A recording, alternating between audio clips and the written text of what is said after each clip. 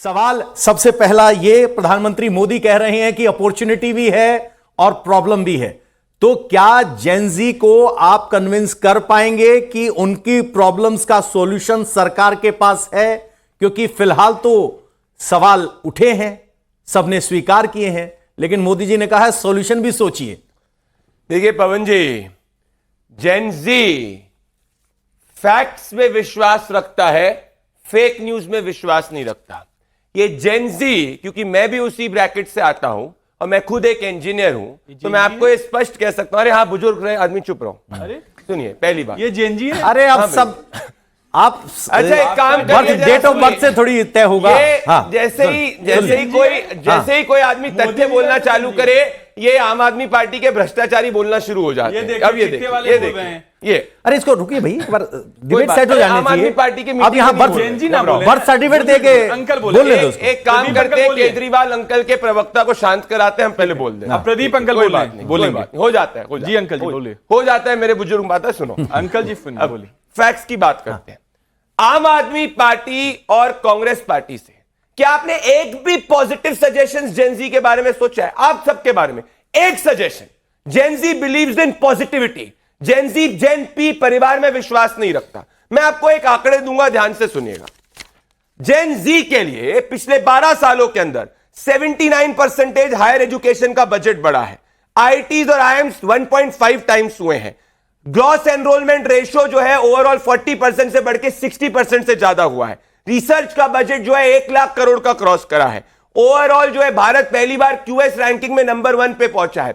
आज ही उत्तराखंड के एक जेनजी ने एक ड्रोन टेक्नोलॉजी को सक्सेसफुली इंप्लीमेंट किया है। आप में से एक जेनजी ने जाके रॉकेट को जो है स्पेस के अंदर पहुंचाया है। ये आप जैसे जेनजी ने 2 लाख स्टार्टअप्स क्रिएट किए। आप जैसे जेनजी के लिए 14,000 स्कूल्स को रिवैम्प किया गया है। ये है भारत का जेनजी और ये प्रधानमंत्री जी प्रदीप भंडारी जी, एक मिनट सुनिए मेरी बात तो सुनिए। इंडिया टीवी का सर्वे भी कह रहा है 49% जेनजी प्रधानमंत्री जी के साथ है। अब सुनिए, इनके समय में, क्योंकि फैक्ट्स की बात करते हैं, पंजाब में आम आदमी पार्टी की सरकार है, 14,000 से ज्यादा स्कूल बंद हो चुके हैं, 20% अनएम्प्लॉयमेंट रेट है, 1,70,000 से ज्यादा बच्चे स्कूल छोड़ के जा चुके हैं। स्थिति ऐसी है कि 18% जो था पहले टीचर टू स्टूडेंट रेशियो था, अब जाके टीचर और कम हो चुके हैं और इसके कारण वो पूरा रेशियो जो है वो और कम हो गया है। तो ओवरऑल इनके यहां पे कोई चीज पॉजिटिव नहीं है। और सबसे बड़ी बात, जब झारखंड का जेनजी प्रोटेस्ट कर रहा है, देखिए अरविंद केजरीवाल दिखे, राहुल गांधी दिखे, जाके इनमें से कोई दिखा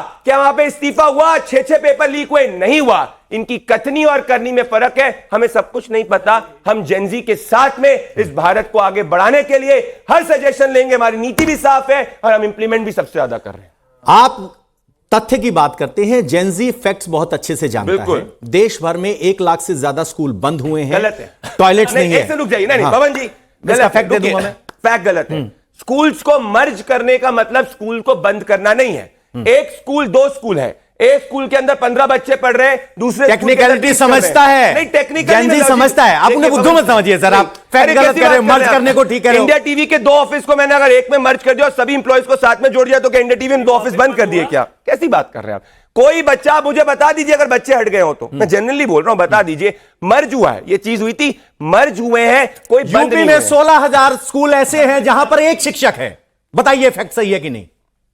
यूपी के अंदर 16,000 स्कूल जैसे, इसमें अगर एक शिक्षक है तो उसी 5वीं तक के स्कूल में 5 क्लासों पे एक शिक्षक। उसी उत्तर प्रदेश के अंदर जो एजुकेशन पे पहले 17,000 करोड़ खर्च होता था, उसमें 1,20,000 करोड़ तक खर्च हुआ है। तो हम नहीं कह रहे सब कुछ किया है, ये इंप्रूवमेंट एक जर्नी है। पर मैं ये कह रहा हूं कि आप एक भी कंपैरेटिव कर लीजिए पवन जी, पिछले 10 सालों में उत्तर प्रदेश में एजुकेशन के लिए कितना हुआ, उसके पहले समाजवादी पार्टी ने एजुकेशन के लिए कितना किया, हमने 12 साल में एजुकेशन के लिए कितना किया। हर कंपैरेटिव उठा लीजिए। कंपैरिजन की बात कर रहे हैं सर्वेश त्रिपाठी जी, मैं आपसे समझना चाहता हूं, अखिलेश बार बार पीडीए की बात करते हैं, लेकिन जेनजी को अगर आप देखेंगे तो वो कभी भी ना विभाजन की बात करता है, ना धर्म की बात करता है, ना जाति आधारित राजनीति की बात करता है। तो फिर अखिलेश जी का पीडीए यूपी में क्या होगा?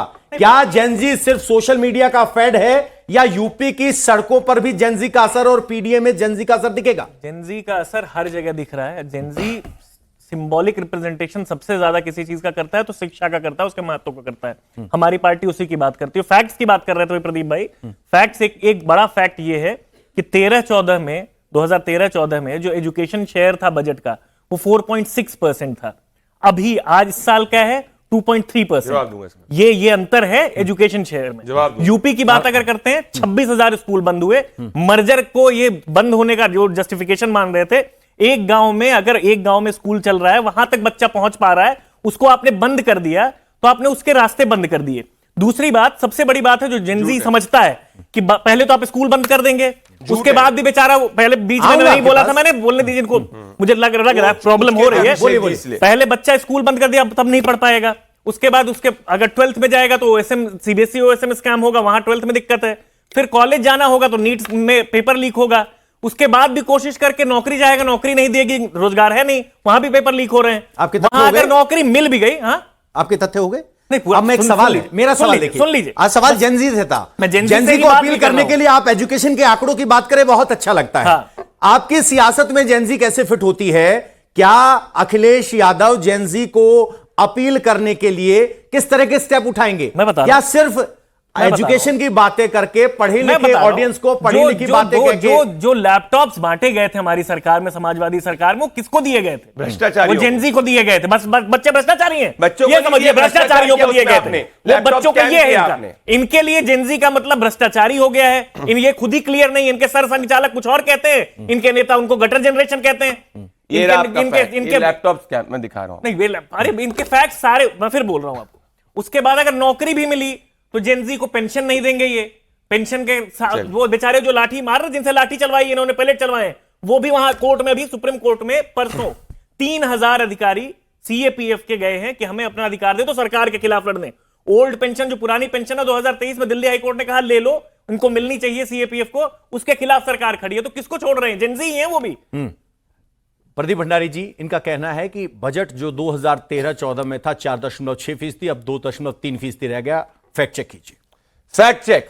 उत्तर प्रदेश के एजुकेशन बजट 28,000 करोड़, 1,13,000 करोड़ हम लोग के उसमें बढ़ के। एजुकेशन सब्जेक्ट अरे भाई स्टेट का भी है, सेंटर का अरे भी है। ये भी नहीं पता, जिस आदमी को यही नहीं पता कि एजुकेशन कंकरेंट में आता है, क्या बोलेंगे भाई? ये क्या इनको यही नहीं पता? संविधान तो पढ़ो जिसको उठा के रहते हो। पहली चीज नहीं पढ़ के कौन से शेड्यूल में है? 28,000, सुनो मेरी बात, 28,000 करोड़ से बढ़कर 1,13,000 lakh crore. Point number 2, education budget की बात करी। एजुकेशन बजट, हायर एजुकेशन का 78% बढ़ा। अब आपने बोला जीडीपी का, देखिए पिछले इनके समय में जो बेस होता है हायर एजुकेशन पर जीडीपी, इनका बेस ही जीडीपी का कुछ नहीं था। हमारा बेस जीडीपी का डबल हुआ है, $4 ट्रिलियन का बेस हुआ है। तो किसी भी डिनोमिनेटर में जब बेस बड़ा होता है, इसका यह मतलब नहीं कि स्पेंड ज्यादा नहीं हुआ है। स्पेंड हमारा 78% बढ़ा है। 10 सेकंड दूंगा मैं।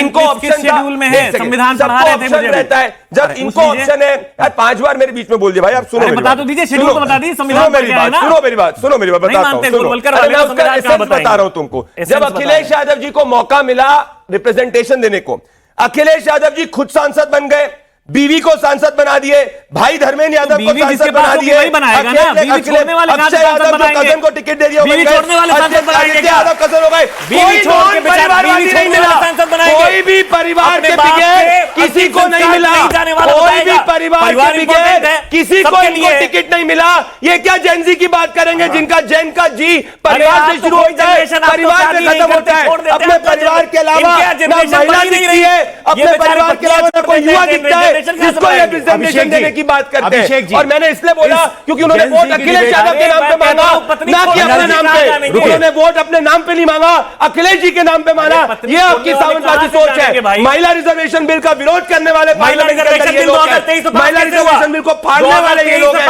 ये इनकी सच्चाई है, ये इनकी सच्चाई है। सर्वेश जी, मैं आपसे जानना चाहता हूं, जब जेनजी की डिबेट चल रही है, हर कोई लुभाने की कोशिश कर रहा है, तो एक तरफ राहुल गांधी नजर आते हैं, एक तरफ नरेंद्र मोदी नजर आते हैं। ऐसे में अखिलेश यादव अपनी एक अलग राजनीति करते हैं। अरविंद केजरीवाल कहां हैं? वो तो भ्रष्टाचार के मुद्दे पर आए थे, अब तो सिलेबस ही चेंज हो गया। नहीं, भ्रष्टाचार आज भी मुद्दा है। भ्रष्टाचारी को हम अभी तो निकाल करके वो करवा दिए। अच्छा, मुद्दा है। दिल्ली से हटिया ना भ्रष्टाचारी, अब मैं इनके बारे में बोला नहीं बोला, अब बोलिए। दिक्कत यह है कि अंकल को समझ ही नहीं आ रहा है कि बच्चों के सामने किस तरीके से बात करना। मुझे जवाब देने दीजिए। देखिए, जेएनजीओ की बात हो रही है, युवाओं की बात हो रही है, छात्रों की बात हो रही है। मुझे लगता है कि हिंदुस्तान पूरे दुनिया का सबसे यूथ कंट्री है। यहां पे एवरेज जो एज है 29 है, लगभग 38 करोड़ युवा हिंदुस्तान के अंदर रहते हैं। और यही भारतीय जनता पार्टी हमारे युवाओं को गटर छाप कहते हैं, उग्रवादी कहते हैं, आतंकवादी कहते हैं। इनको चुप कराएं। अरे तुम्हारी एमपी ने बोला मेरे बारे में क्यों बोल रहे हैं ये? झूठ मत बोलो यार। देखिए इनको चुप कराइए ना। उग्रवादी आतंकवादी नहीं कहा गया है। मैं जो बयान दिखा दूं, ने मैं बयान दिखा कहा दूं। कि इनकी ईमानदारी और देशभक्ति पर किसी को शक ये नहीं। आम आदमी पार्टी वाले को चुप छात्रों के कराइए ना, ऊपर जो है ये वाटर कैनन पंजाब में कर रहे हैं। पवन जी को चुप कराइए ना। अरे मुझे बोलने दीजिए ना भाई। ये हमारे युवाओं को उग्रवादी, आतंकवादी, गटर छाप, पंचर लगाने वाला, ताला लगाने वाला ये बोलते हैं। ये हालत है। और यहाँ टीवी स्टूडियो में बैठ करके मीठा मीठा, अरे दौरा आता है क्या? अरे झूठ बोल रहे हो भैया। आप कैसे बैन करेंगे जिंदगी को? पंजाब की बात करें और देखिए इनकी हालत देखिए। अब ये बोल रहे, अब डिबेट ऐसे ही होगी। मुझे चेक कर दो, मैं माफी मांगूं अगर बोला।